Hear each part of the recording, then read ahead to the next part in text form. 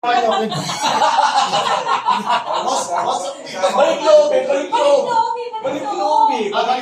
Kaya ka.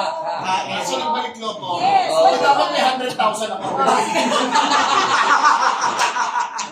Okay, Colonel Alia Robles. Siya ang nagpasimuno at ang may utak. Kung bakit tayo nagtikot-tikot pasig sa Shoot Fest. Tanungin natin, Colonel, Yes. ang katanungan din ng karamihan at nahingan din natin ng tanong, ang ating mga binanggit na bisita, paano niyo ba ito sinimulan?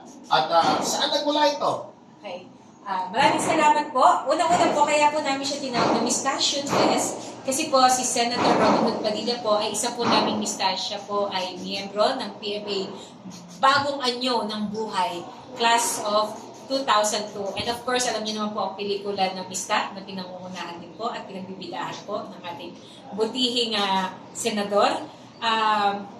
Kaya po namin to naisip na simulan with our class in partnership of course with Senator Padilla kasi po isa pong advokasya ng aming Mista ay ang responsible gun ownership.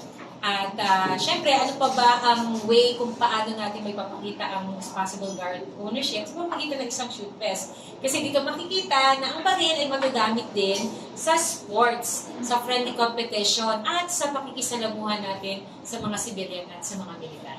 Yun lang po. Napakaganda po. Thank you. Ganda naman yung speech ni Ma'am. Yes, maganda. Ma'am, Congresswoman. pwede na. Congresswoman. Tapos, pwede na kayo congresswoman. Tapos ako, gusto niyo paakyatin ng bundok. Pero okay lang.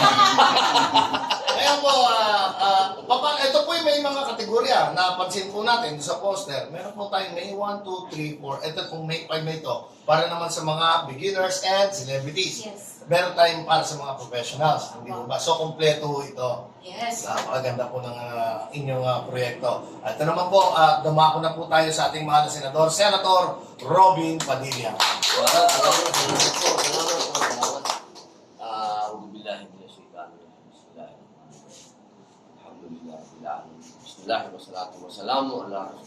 Assalamualaikum. Pagbati po ng kapayapaan sa lahat. Siyempre, kay Ka-Eric. Pagkatapos mo nito, akit naman ako ng bundok. Kay Ka-Dennis. Sa Robin, maganda. Tsaka kay Ka-Romel. Robin. Hindi mo kumabot ka pa sa bundok. Si Kamelki. Si Ka-Alia. Meron po tayo si Mr. Mel, si Camel. Ano po, isa po itong, kung mapapansin nyo, masayang, ito yung masasabi natin, masayang pagbubuklod ng mga sibilyan at ng mga tinatawag natin bayani ng bayan, yung mga tagapagtanggol natin at tagapagligtas. Kasama na po dyan, siyempre, ang Sandatahang Lakas at ang Philippine National Police. Kasama po natin sila pagka pinag-usapan natin yung pagiging responsable sa pagdadala ng baril. Ito po, ang nagtuturo po sa amin ang Sandatahang Lakas. At siyempre naman po, pagka ikaw natuto ng humawak ng baril at gusto mo na mag-export, kukuha ka naman ng lisensya, kukuha ka ng LTAC, pupunta ka naman sa PNP. Ito po, binubuklod lang po natin yung pagsasama ng Sandatahang Lakas at ng mga sibilyan at ng PNP. Gusto natin magkaroon ng magandang bonding.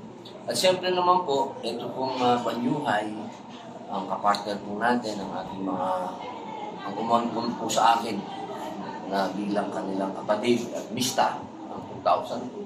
Banyuhay, napakaganda po kanila. Yan po yung fighting logo nila, yung mga bagong anyo ng buhay. At siyempre, may kinalaman po yan sa ating lahat. Hindi lang sa mga rebelde, hindi lang sa kailangan ako mismo, yan ang aking target sa buhay, magkaroon ng banyuhay, bagong anyo ng buhay. Kaya dati, katulad ni Ka-Eric, dati kaming mga rebelde. Iba yun! Wala po ako nag-rebelde. Hindi ko lang secret yun. Balik loob pa rin yun. Kasi nagbabalik loob ka pa rin sa magulang mo. Ang pagbabalik loob, ang pagkakaroon ng banyuhay, hindi lang sa usapin ng gobyerno. Kung hindi kahit sa Diyos, nagbabalik loob ka. Kailangan magkaroon tayo ng bagong anyo ng buhay. At yan naman, ang isang hakbang natin dyan, yung ating mga katulad ni Ka Eric nga, ng mga nagrebelde, binibigyan natin ng panibagong pag-asa ng buhay. Kasi yan ang gusto ng iba nyo, high class 2002, makapagbigay ng mga scholarship sa mga dating rebelde, anak ng dating rebelde. Kasi hindi ang suliranin ng ating bansa, hindi natin makukuha sa puro karahasan. Kailangan nagbubuklod tayo, nag-usap tayo, nagkikita-kita tayo. Yung gobyerno na pinangahawakan nating lahat, hindi sa Maynila lang. Dapat hanggang sa malalayong lugar, nararamdaman ng tao yung tinatawag nating gobyerno o yung pakikiisa ng kababayan natin. Walang magandang paraan kundi scholarship. Binibigyan natin ng scholarship. Makapagkaroon sila ng edukasyon. Kasi yan ang nagiging problema sa malalayong lugar. Hindi nakakapag-aral yung mga tao, kaya napagloloko sila. Pag napagloloko sila, mag-rebelde na. Yun ang mga ugat eh. Kaya dapat ma-address natin yung issue na to. Una, ang buklod ng mga sibilyan, Sandatahang Lakas, PNP.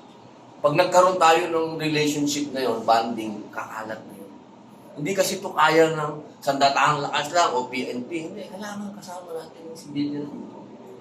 Kailangan sabi nga, one nation approach. Di ba, Ka Eric? Ano, Bing? Ini-explain ko lang kasi may Ka Eric na almond crush. Oo, yes, Erica. Nababanggit lang natin. May mga kapatid tayo na nagsuko ng hanggang lang, pero 100,000. Siguro naman, isusuko ko ito yung maaabot ng kalahating milyon nito. Dalawa pa, no? Dalawa pa. So, sa million na yan. Isang million na Dalawa, yan po. Okay.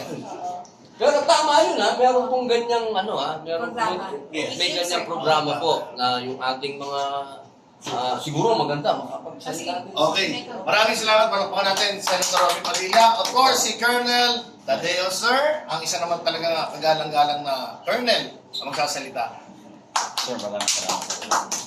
Kami sa Banyo ay gaya ng mista kong si Jean, sabi niya, ay talagang todo ang suporta namin kay SRP, Senator Robin Padilla, kasi kakaiba yung hangarin niya. Ang isang, naniniwala kami ng ang isang bansa ay kailangan magbuklod muna, magkaisa, bago umunlad. So, ang baril ay hindi lang siya instrumento ng dahas, kundi pwede siya maging instrumento ng kapayapaan. So, ang katagaan na bibitawan ko ay SR%. Ito ay S for sama-sama. Ang R ay rebelde, ordinaryong mamamayan at sundalo. At ang P ay patungo sa ating kabutihan, kapayapaan at sa kaunlaran ng bayan. Salamat. SRP, Colonel. Sinong rebelde po? Hindi naman po ako. Ex-rebel ka, ex-rebel. Okay? Yun lang po. At maraming salamat po sa pagkakataon. Tawagin po natin si